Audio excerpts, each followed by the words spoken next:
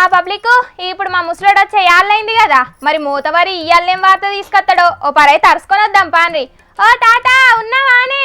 కలచెదిరిందా కథమారిందా కన్నీరే ఇక మిగిలిందా కన్నీరే ఇక మిగిలిందా కలచెదిరిందా కథమారిందా. ఆగో ఏమైంది తాత? నెత్తిన తువ్వాలేసుకొని ముసలు తెడిచిపెట్టిన ముసలి లెక్క ఎడుతున్నావు ఎందుకే? ముసలి గిట్ట ఏమన్నా అన్నదానే?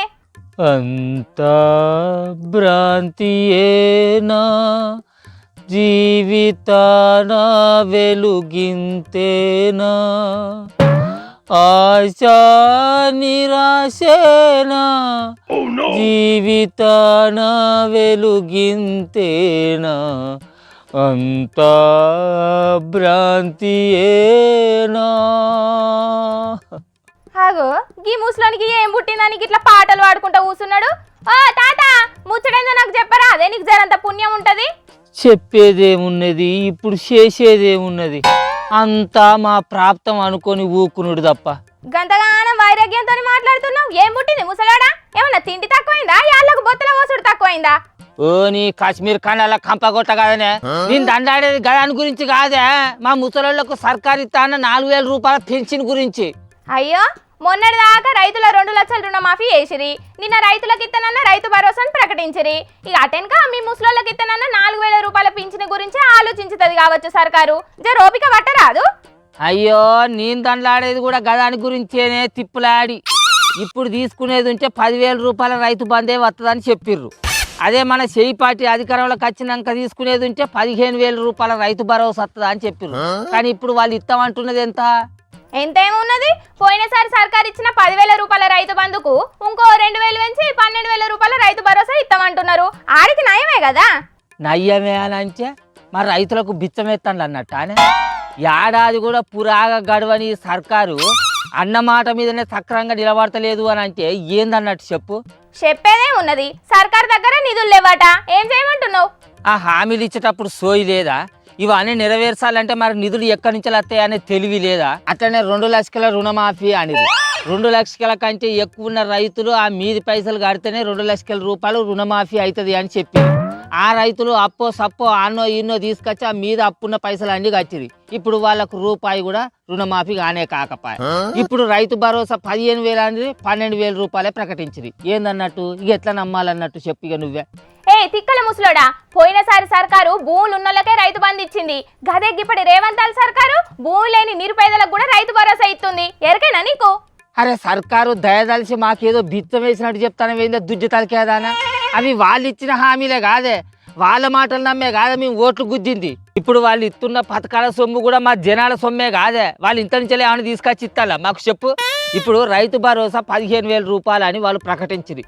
ఇప్పుడు ఏం చేసిర్రు? 12,000 రూపాయలు ఇస్తామని చెప్పబట్టింది. ఇక అసొంటప్పుడు మా ముసలోళ్లకు ప్రకటించిన 4,000 రూపాయల పింఛన్ పైసలైనా సక్రమంగా ఇస్తారన్న గ్యారెంటీ ఏంది? ఏమ్మా సర్కార్ ఖజానంతా ఖాళీగా ఉన్నది, ఇప్పుడు ఇచ్చే 2,000 రూపాయలు కూడా మేము ఇయ్యలేము అని దాంట్లోనే 500 రూపాయలు కొరిగిచ్చి 1,500 రూపాయలే చేతిలో పెడతారు. చెప్పలేము. నిజంగా నువ్వే పాటో ఆ కారు పాటల దగ్గర పైసలు తీసుకున్నట్టు నువ్వు ముసలోడా, లేకుంటే ఈ పార్టీ సర్కార్ను ఎందుకు ఇంతగానం పజ్జిత పాలు చేస్తావు చెప్పు. ఎక్క మూతి మీద గుద్దితో ముంగటి పండ్లని రాల సందు పండ్లదానా? ఏం మాట్లాడుతున్నావు నువ్వు? ప్రజల పక్షాన మాట్లాడితే ప్రతిపక్షం దగ్గర నేను పైసలు తీసుకున్నట్టు అనే, అధికార పార్టీని ప్రశ్నిస్తే వేరే పార్టీలకు నేను వత్తాసు పలికినట్టు అనే, వాడొకడు వీడొకడు కూడా గిత్తనే మాట్లాడతారట. రాముల తాత ప్రభుత్వ వ్యతిరేకి, ప్రతిపక్షానికి అనుకూలంగా మాట్లాడే మనిషి అని. ఇగో ఇప్పుడు చెప్తానా ఇను, అప్పుడైనా ఇప్పుడైనా ఎప్పుడైనా ఏ పార్టీ సర్కారు అధికారంలో ఉన్నా ప్రజలకు ఇచ్చిన హామీలు కనుక నెరవేర్చకపోతే వాళ్ళని నిలదీసి ఖచ్చితంగా అడుగుతా. అవును గిదైతే నిజమేనే తాత, నిజాన్ని నిక్కచ్చిగా మాట్లాడితే ఎవరికైనా గిసొంటి అమ్మడాలు తప్పయి మరి. మరి లేకుంటేంది? మా హక్కుల కోసానికి ప్రభుత్వాన్ని ప్రశ్నిస్తే తప్ప ఇట్లా ఎంతమంది నోళ్ళని మూయిస్తారు వాళ్ళు? ఆడే కాళ్లకు సంఖ్యలేస్తే కాలి గజ్జలై కవాతు చేస్తాయి, పెన్నుల మీద మన్ను కప్పితే గన్నులై మొలకెత్తుతాయి. ఇది ఒకప్పుడు రేవంతాల సార్ అన్న మాటలే. ఇప్పుడు నన్ను అనేటోళ్ళు కూడా ఈ మాటలను మంచిగా యాదికి పెట్టుకోవాలి. అవును, గిదైతే నిజమేనే తాత. అధికార పార్టీ అయినా ప్రతిపక్ష పార్టీలనైనా ఎవరినైనా విమర్శన చేసినా ప్రశ్నించినా అవి ఛాలెంజ్గా తీసుకొని పని చేయాలి కానీ గిట్లా అరెస్టులు చేస్తాం, కొడతాం, తిడతాం అని బెదిరిస్తే ఏందన్నట్టు? ప్రజాస్వామ్యంలో ఇది కరెక్ట్ కాదు. అంత సోయి అందరికి ఉండేది ఉంటే ప్రజలందరూ ఇట్లా రోడ్ల మీదకి రారు కదా. సరే, అన్న మాట ప్రకారం అమలు చేసే తెలివి లేకున్నా ప్రజలకు అర్థమయ్యేటట్టు చెప్పే అన్న సోయి అని ఉండాలి కదా. అదే ముచ్చట మేము అడిగితే లంగలం, దొంగలం, బచ్చబాజులం, ప్రభుత్వ వ్యతిరేకులం గివ్యా మాట్లాడితే ఈ మాటల మమ్మల్ని అనేది. సరే సరే గాని ఇంతకు నువ్వు పొలంలో ఏమన్నా పంట వేసినావా లేదా అది చెప్పు.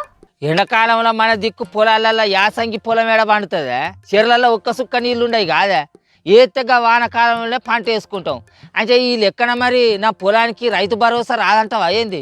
అసలు వ్యవసాయ యోగ్యమైన భూములకు మాత్రమే రైతు భరోసా ఇస్తామని అంటే ఏందన్నట్టు అసలు నాకు అర్థం కాలే. గుట్టలు, పుట్టలు, బీడు భూములు కాకుండా ఎప్పటికీ పంట వండే భూములు అన్నట్టు వాటికే సర్కార్ రైతు భరోసా ఎత్తా అంటున్నది. ఎప్పటికీ పంట పండే భూములు అని అంటే ఎండాకాలంలో మన దిక్కు పొలాలలో యాసంగి వరి పండది ఖాళీగానే ఉంటాయి. అంటే ఈ లెక్కన మరి పొలాలకు రైతు భరోసా వేయాలంటావా? 2-3 రోజులు ఆగితే సర్కార్ రైతు భరోసా వేసినాక అన్ని ముచ్చట్లు తెలుతాయి కానీ నువ్వేం నారాజు కాకే. సపోర్ట్ చేయక ఇంటికి పోయి ముసలిది ఎండుగా ఎండబోసిందట, వాటి సంగతి ఊడిపో. బయట నిజం నిక్కచ్చిగా మాట్లాడితే మందికి లోకువా, ఇంట్లో ఎదిరించి మాట్లాడితే మీకు లోకువా. ఇక నేను ఎట్లనే బతికేది మీ నోళ్ళ మనుగొట్ట. చి చూసిండ్రా అనుల్లా, రైతు భరోసా 15,000 ఇస్తామన్నారు, ఇప్పుడు 12,000 అని అంటున్నారు. చెయ్యి పట్టోళ్ళు ఏడాదికే గిట్ల మాట మారితే మరిగా పోను పైసలు లేవని ఉన్న పథకాలకు కూడా కోతలు పెడతారా ఎట్లా అని మస్తుగా దంది పడుతున్నారట తెలంగాణ పబ్లిక్. చూడాలే మరి చెయ్యి పట్టోళ్ళ ఏలుబడిలా ముంగట ఇంకెన్ని చిత్రాలు చూస్తామో.